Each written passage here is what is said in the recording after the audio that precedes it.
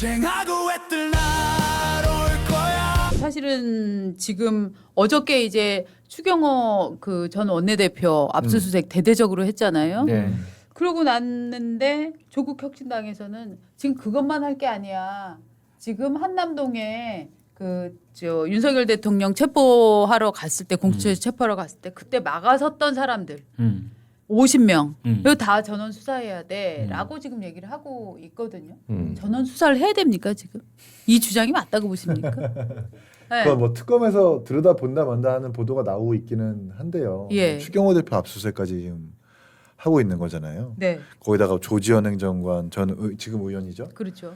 그분의 어떤 압수수색까지 하고 있고, 근데 지금 여러 가지 보도들과 그때 당시의 어떤 정황들이 나오는 증거들을 보면 조지현 의원이 김용현 장관이랑 37초 통화했다고 하고 이상민 장관도 그 계엄에 있어가지고 계엄을 선포하기 전에 울산에서 김장하고 있었다는 건 아닙니까? 그러니까 정말 이 계엄이 치밀하게 전략되거나 계획됐다고 한다면 그 김치 담그고 있었겠어요? 아니죠. 그거를 계엄을 알고 있다는 걸 숨기기 위해서 너는 일부러 김치를 담그고 있었던 것이다. 네. 라고 특검은 얘기를 하겠죠. 그래서 음모론은 끝이 없다는 그 거죠. 음모론이 그렇죠. 끝이가 네. 어찌 없는 거예요. 네. 과거 히틀러 그 수첩이 발견됐었던 그 이슈가 있었잖아요. 히틀러가 이제 죽고 나서 나중에 수첩이 발견됐는데 정상적인 사람은 이 수첩은 조작된 거다라고 판단하는데 그 음모론을 믿고 있는 사람들은 히틀러가 살아있다 이렇게 믿는다는 건 아니에요. 그러니까 그런 식의 좀 발상인 것 같은데. 아니 근데 총장님 오른손에서 이상한 소리를 내시니 순간적으로 이거 캬바레도 맨날 다니셨습니까? 차발해요. 저도 내는데요. 오, 이거 못 내세요? 저는 이런 휘파람도 혹시 칠공주파? 칠공주파요. 멋있었습니다. 아무튼 아니 순간적으로. 어찌됐든 네. 뭐 체포영장 집행을 막은 것은 비판받아 마땅하죠. 근데 특검이 지금 너무 과하게 특히나 뭐 무슨 뭐 당사를 옮겼다가 뭐 국회로 옮겼다가 하는 그 의총 소집의 어떤 공지에 있어가지고 이걸 의도적으로 계엄 해제를 막기 위해서 방해하기 위해서 한 행동이다라고 좀 이상하게 포인트를 잡고 수사를 하는 부분도 분명히 지적해야 될 부분이다. 저는 저는 제가 워낙 레디칼해서 그런지 몰라도 항상 본질적으로 이렇게 보고 싶은데 국회의원은 자유의지를 가진 독립된 헌법기관이에요. 원내대표가 오라가라 한다고 그래서 100%꼭 거기에 따라야 될 의무도 없는 거고 그냥 그날 결국은 18명 들어가서 찬성표 던졌잖아요. 그런데 이 사람들의 표결을 방해하려고 했다? 저는 그게 가령 표결 방해 그러면 얼핏 떠오르는 생각은 아니 누가 가서 뭐 저 의사봉을 탈취를 했나? 맞습니다. 국회 의장석을 점거를 했나? 이제 그게 예전식 사고인데 그렇게 생각했는데 표결을 방해를 했어? 그다음에 어제도 이 얘기 잠깐 했었는데 민주당 혼자서라도 계엄 해제는 충분히 할 수 있어요. 그게 제적 과반이면 되니까 국민의힘 의원 수가 꼭 필요했던 것도 아닙니다. 맞습니다. 그다음에 두 번째 표결에 참여를 했다고 그래서 100% 찬성표 던진다는 보장이 어디가 있어요. 자유의사에서 반대표 던질 수 있는 거지. 물론 그날 국힘 18명이 다 찬성표를 던지긴 했습니다만 그건 나중에 하는 말이고 본론적으로 얘기를 한다면 표결에 참여하지 않느냐 이건 자유 독립적인 의사에 따르는 것이고 두 번째 들어가서 표결을 할 때 찬반 중에 어느 걸 던질 것이냐도 본인 의사에 따른 거예요. 그런데 표결에 방해를 했다? 이란 혐의가 근본적으로 성립 가능한 것인지 그런 생각이 들어요. 지금 김민석 총리도 그때 계엄해제 표결 불참했거든요. 맞습니다. 그분 지역구가 어디죠? 영도.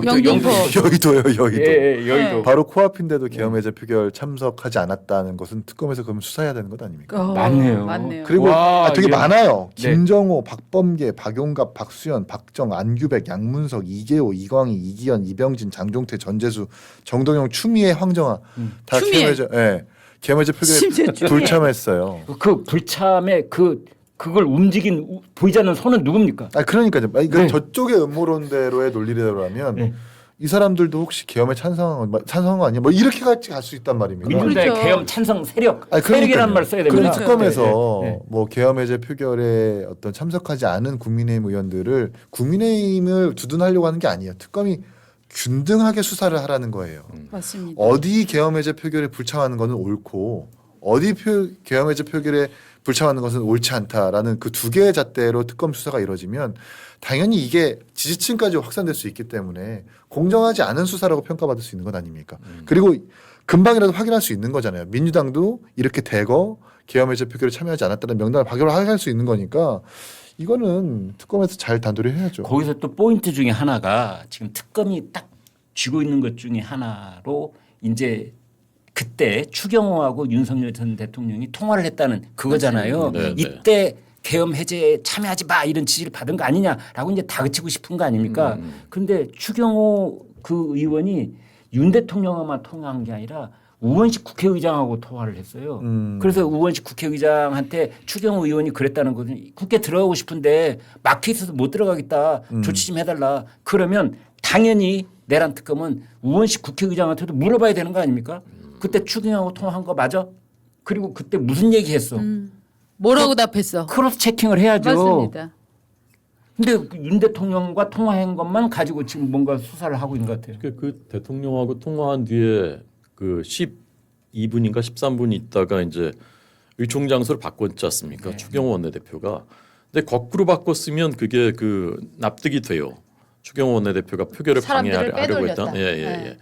국회였는데 당사로 바꿨으면 그게 논리가 성립이 되죠. 네. 근데 거꾸로거든요.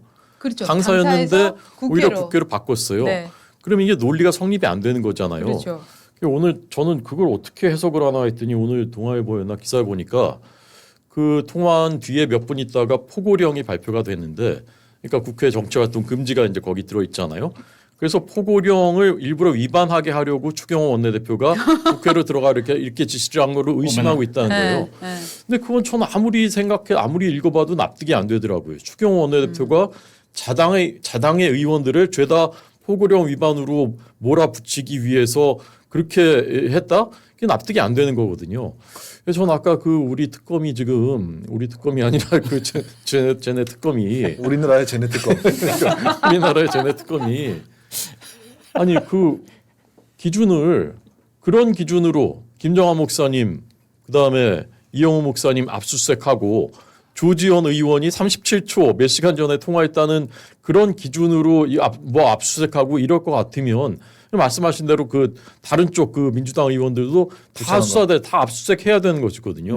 그러니까 굉장히 지금 정치적으로 편향이 돼 있다는 거죠. 그러니까 이 특검 자체가 사실 야당은 빠진 상태에서 민주당 추천으로만 특검이 이루어진 것 아닙니까? 네. 처음부터 사실 이게 아주 편향적으로 시작한 특검이라고 평가할 수밖에 없는 거고, 그리고 추경호 대표가 지금 압수수색 그 받았을 때 내놨던 어떤 그 반박 내지는 해명을 보면 왜 내가 당사에서 국회로 했는지의 이유가 있어요.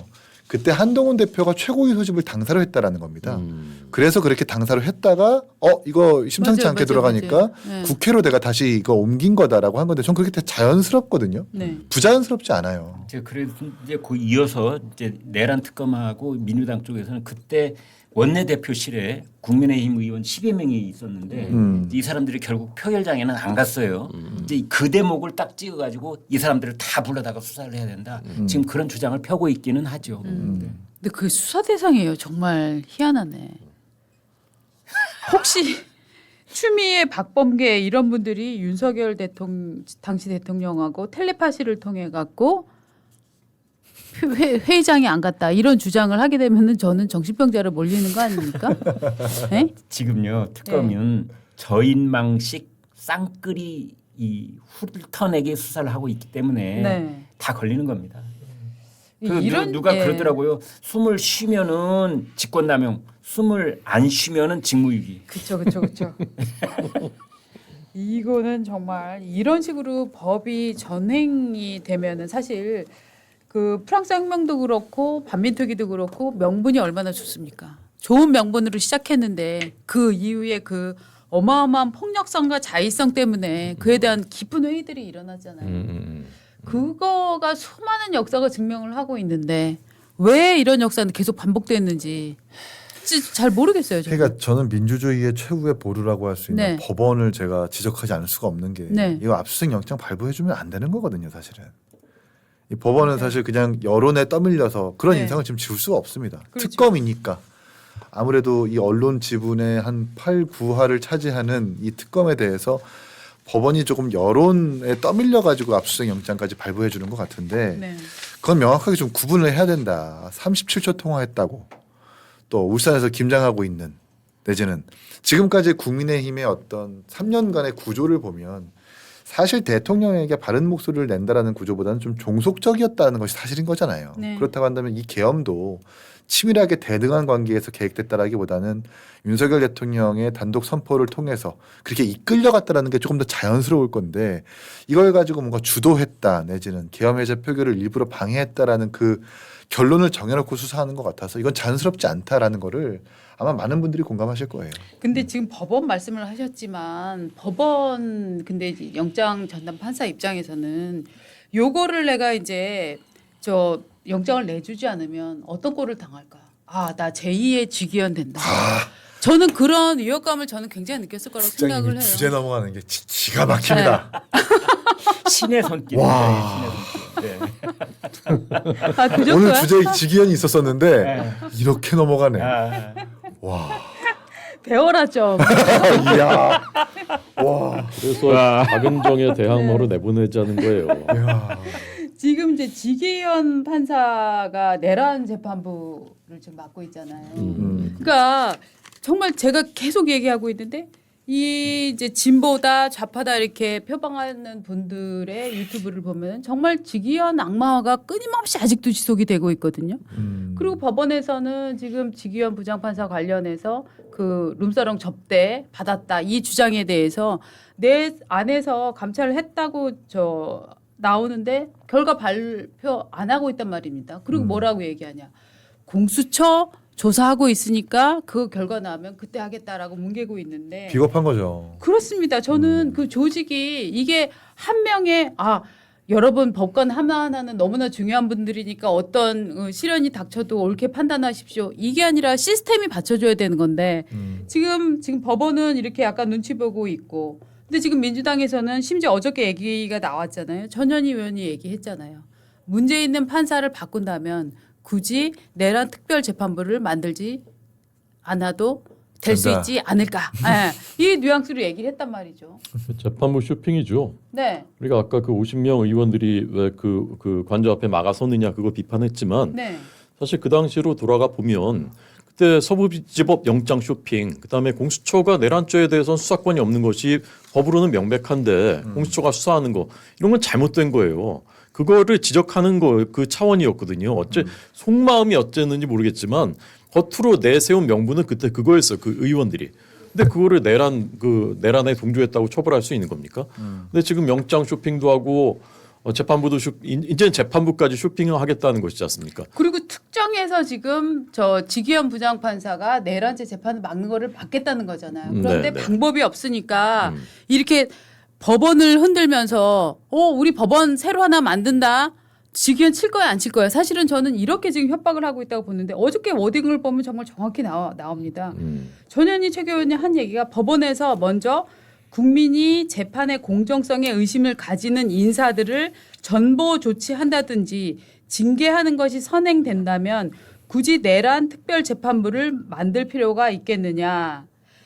그러면서 또 이런 얘기도 했습니다. 내란 수괴 혐의자에 대해 구속 취소 결정을 한 재판부가 내란 재판을 맡고 있다는 것은 사법부 불신을 초래하는 일이다. 이거 그냥 지기현 빼라고 지금 그렇죠. 적시하고 있는 네. 거라고 그 저는 생각을 얘기를 합니다. 전현희도 했고 서영도 네. 했고 김용민도 했고 지금 그쪽 법사에서 다 그 얘기를 하고 있는데 그렇죠. 결국은 기승전 내란으로 몰아갈 때 이게 지기현하고 그다음에 이제 한덕수 전 총리 구속영장 기각시킨 정재욱 판사 네. 이제 이런 사람들이 하고 있는 것이 사실은 내란 프레임에 둑을 허무는 어떤 단초가 될 수 있다는 위기감이라고 저는 보는 그렇죠. 겁니다. 그래서 내란 프레임이 적어도 내년 5월 말까지는 고스란히 유지가 돼야 될 텐데 가령 내란 프레임 기승전 내란에 있어서 이게 왜냐하면 정재욱 판사가 영장을 기각하면서 한 말이 참 기가 막혀요. 뭐냐면 법적 평가에 다툴 여지가 있다. 네. 물론 한 총리는 방조 혐의였기 때문에 내란 수괴 혐의하고는 좀 결이 다르긴 하지만 그러나 전체적으로 내란 프레임이 이 와해될 수도 있겠다는 그런 위기감이 딱 생기니까 네. 이제 내란 재판부 특별 재판부 이 카드를 꺼내서 이제 흔드는 거죠. 그렇죠. 그걸로는 메시지가 잘 전달이 안 된다 싶으니까 이제 그쪽에 있는 사람들이 입을 통해서 지귀현 세 글자가 노골적으로 나오는 겁니다. 저는 이건 매우 뭐랄까 이렇게까지 노골적으로 특정 판사를 콕 찍어서 얘기를 하나? 가령 징계를 하라. 징계를 하라는 것은 서울중앙지법에서 내쫓아라는 거예요. 그렇죠. 뭐 지방 어딜 시골 변방으로 내쫓든지 아니면 정직 3개월 6개월 해가지고 앞으로 재판을 상당 기간 못 맡게 하든지 이걸 하면은 우리 내란 특별법 그거 필요 없어. 사실 그렇죠. 우리도 부담스러워. 특별재판부 오늘 김병기 원내대표가 뭐 속도 조절하는 것처럼 얘기를 했더라고요. 뭐 시기를 못 박는 건 아니다 이렇게 살짝 반발짝 뒤로 물러서던데 맞습니다. 아무튼 이런 것들이 이제 그 일단 국민 여론의 역풍도 좀 두렵고 용산 대통령실하고 뭔가 사인이 오간 것 아닌가 하라는 의혹도 들고 말이죠. 그래서 지금 이제 그런 상황이 오늘까지 빚어지고 있는데 결국은 지기현과 정재욱 이라는 두 사람이 최근에 보여줬던 그러한 그 내란 프레임에 딱 철퇴를 가하는 모습을 보고 아 지금 발언을 하지 않고 있는 많은 판사들도 여기에 동조할 가능성이 있겠구나. 그렇다면 이걸 사전에 차단해야 되는 게 아니냐. 뭐 그런 일들이 지금 진행되고 있는 것 같습니다. 저는 국민의힘이 그 결국 이제 지규환 판사의 구속 취소 결정 때문에 지금 저러고 있는 네. 거예요. 그럼 국민의힘이 그 구속 취소 결정이 정당했다라는 논리를 설파를 해줘야 되는 거거든요. 근데 그 여론에 좀 떠밀려서 그냥 뭐 욕 먹을까봐 발 뒤로 좀 빼고 있는 것 같은데 정면 돌파해야 된다. 정확하게 그 논리를 보고 이게 정당했다라는 논리를 좀 주장을 해야 되는데 너무 좀 피하니까 저 속수무책으로 당하고 있다는 생각이 들고. 그렇죠. 혼자 당하고 있는. 그때 이제 구속 기간이 네. 도과한 상태에서 다시 한번 구속영장을 청구하니까 이게 잘못됐다라는 판결을 해준 건데 결국 이제 다시 최대한 쉽게 설명드리면 수사기관에서 법원한테 수사 기록을 넘기잖아요. 그리고 다시 반환받는 그 기간을 어떻게 산입하냐의 문제였습니다. 근데 이제 가정을 해보면 밤 11시에 넘겼다가 하루 지나고 새벽 1시에 다시 돌려받으면 시간으로 따지면 26시간이에요. 날로 따지면 3일이에요. 그럼 피고인 입장에서는 되게 불리하단 말입니다. 그럼 처음으로 이렇게 재판에서 따져보면 불리하면 피고인 원칙대로라는 것을 적용해보면 그게 맞거든요. 그 주장을 국민의힘에 좀 적극적으로 설파해주고 지기현 판사는 어디 편향성이 있는 것이 아니라 처음 재판해보니까 그게 피고인한테 맞겠더라. 무죄 추정의 원칙에 따라서. 이 주장을 계속 한다면 이런 지기현 판사를 메신저 공격하는 걸 조금 물 탈 수 있을 것 같은데 좀 방어할 수 있을 것 같은데 그게 지금 없는 것 같아서 좀 안타깝다. 아쉽다. 네. 그런 생각도 들고요. 그리고 이 메신저 공격을 위해서 정말로 그 룸사롱에 무슨 600만 원을 그 간 사람이 결제했다 이 얘긴데 저는요 남편이 그따위 룸사롱인지는 모르겠지만 거기 한 번 가고 600만 원 결제했다. 굳이 남편을 진짜 때려야 돼요. 왜냐하면 아니 어디 돈 쓸 데가 없어서 그런 데 가서 600만 원 씁니까? 그러니까 지금 저쪽에서는 계속 주장하고 있는 게 이런 데 가서 600만 원 썼다. 그럼 사람들 무슨 생각합니까? 아 여자가 엄청나게 많이 나오는 이런 데구나. 이상한 접대를 받았겠구나라고. 500만 원 쓰는 것까지는 용서해 주실랍니까? 말도 안 되는 소리 하지 마시오. 50만 원 써도 지금 집에서 맞을 판인데 어디 그러니까 그 룸사롱이라고 할 수가 없는 정도예요. 그냥 제가 볼 때는 그 서초동에 오래된 과거에는 어땠는지 모르겠으나 지금은 거의 크게 인기가 없는 그러나 칸막이가 있어서 얘기하기 좋은 거기 가끔 여성들이 와서 맥주 따라주고 같이 마신 저는 이런 룸살롱은 수준이라고- 아닙니다. 예, 우리가 이런 수준이라고 일반적으로 보이는데 얘기하는 룸살롱은 아닙니다. 그걸 갖고 지금 애매까리하게 마치 뭐 초호화 룸사롱 이렇게 해서 그냥 완전히 공세를 그냥 해버린 거잖아요. 그래서 많은 분들 머릿속에는 이런 아까 얘기하셨던 68시간 뭐 시간 산입의 문제는 다 사라지고 야 그 판사가 무슨 여자 나오는 술집에서 엄청 접대받았다매만 지금 남아있는 상황이에요. 네. 아까 그 반민특위 말씀하셔서 이제 그 생각이 그때 이제 한번 딱 특별재판부라는 게 있었다는 것이지 않습니까? 네.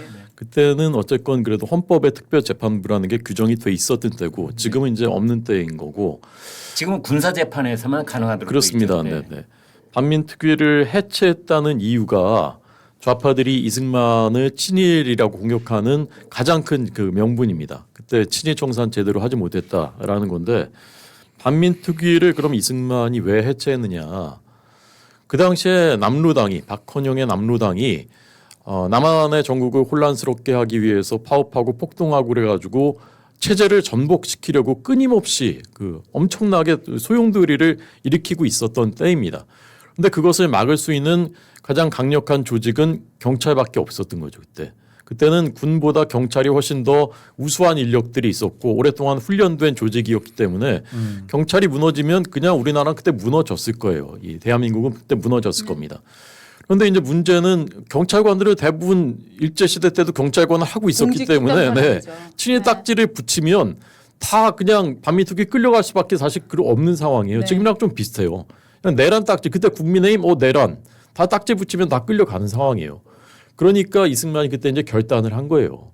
지금 친일 청산도 중요하지만 그보다는 일단 우리 체제를 지키는 그러니까 좌익들에게로부터 체제를 지키는 것이 더 중요하다라는 그 판단을 내린 거죠.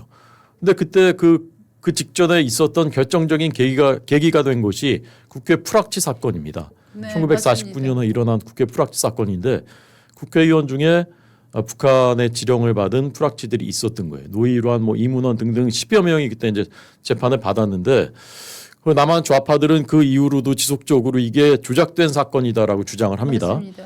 그런데 이제 그때 이제 여성 공작원 정재한이라는 공작원이 실제로 이제 거기 등장을 하는데 이 사람이 서울에서 개성까지 오가면서 래퍼 역할을 했던 거예요. 연락책 역할을 했었던 거예요.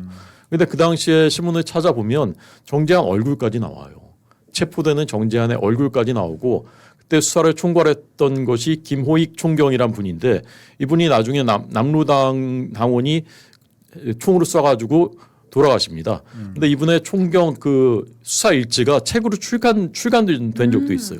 근데 거기에 보면 이분이 얼마나 그 투철한 반공 의식을 가지고 몇 년 동안에 걸쳐서 남로당을 일망타진하기 위해서 얼마나 노력을 했는지가 거기 다 자세히 기록이 돼 있어요.